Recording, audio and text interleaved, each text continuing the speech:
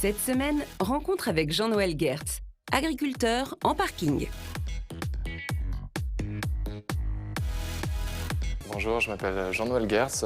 Je suis le fondateur de Cycloponix et de la ferme urbaine souterraine La Caverne, installée dans le nord de Paris, dans un ancien parking souterrain. Alors moi, je viens du milieu du bâtiment.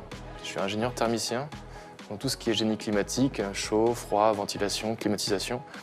Mais je ne voulais pas continuer dans cette branche-là et me reconvertir en agriculture.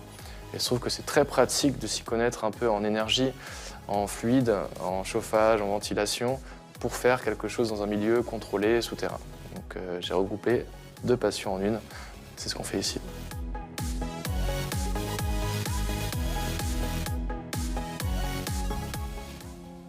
Pourquoi avoir créé une ferme urbaine? C'est simple, moi je voulais faire de l'agriculture et j'avais pas accès à de la terre agricole. Du coup, je cherchais du foncier, des terrains en ville sur lesquels pratiquer mon métier. Et c'est comme ça qu'en cherchant, j'ai trouvé des sites souterrains idéaux, abandonnés, avec aucune pression foncière. Donc pas cher et compatible avec de l'agriculture.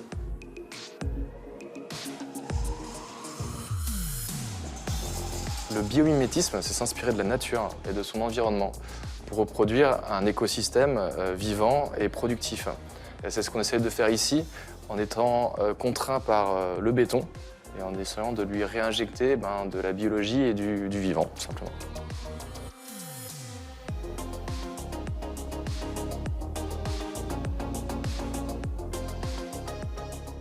Ici, on produit des cultures qui sont faites pour le noir, ou en tout cas qui n'ont pas besoin de lumière naturelle, comme les champignons. Ici, on fait des pleurotes, des shiitakes et des champignons de Paris, mais également des endives qui poussent dans le noir complet. Alors, je vais vous montrer, par exemple, ici, un shiitake, qui est prêt à être récolté, d'ailleurs. Ça ressemble beaucoup à un cèpe, c'est un goût très fort en goût.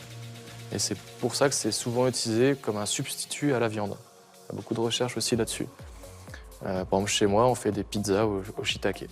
Donc les avantages de cette culture, c'est que, et de cet endroit, c'est qu'on a une grande inertie thermique, c'est-à-dire que la température varie très peu tout au long de l'année. Et surtout, on est très près de nos clients. Les inconvénients, aujourd'hui, j'en vois pas beaucoup, à part qu'on est en bio, donc c'est très contraint comme méthode de culture. Sinon, il n'y a principalement que des avantages. Ouais.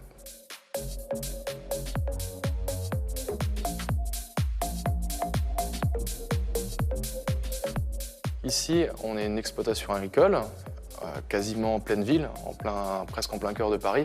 Donc pour livrer nos produits, c'est très facile et les clients ils peuvent venir les retirer.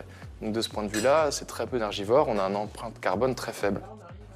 Pourquoi? Parce qu'on a des vélos, des véhicules électriques, et en moins de 5 km, on arrive à écouler quasiment toute notre production. Nous, on distribue nos produits dans les épiceries bio. Il y a un boom de l'épicerie bio dans Paris, en France, en Occident en général, et du circuit court. Donc c'est bio, circuit court, donc ça veut dire que c'est bio, cohérent, c'est écologique en plus comme mode de production. C'est pas expédié à l'autre bout du monde en étant bio. C'est fait quelques kilomètres, limité à l'échelle de la région, grand maximum. Et ça donne encore un peu plus de valeur à nos produits.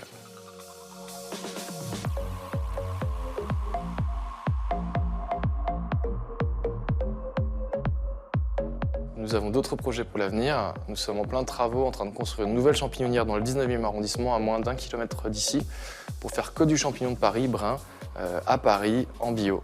Voilà. Et on a d'autres projets à Lyon. On va ouvrir potentiellement 2 ou 3 fermes supplémentaires dans la région lyonnaise. Et à Bordeaux aussi, on va ouvrir un nouveau site. Donc ouais, ça pousse comme des champignons.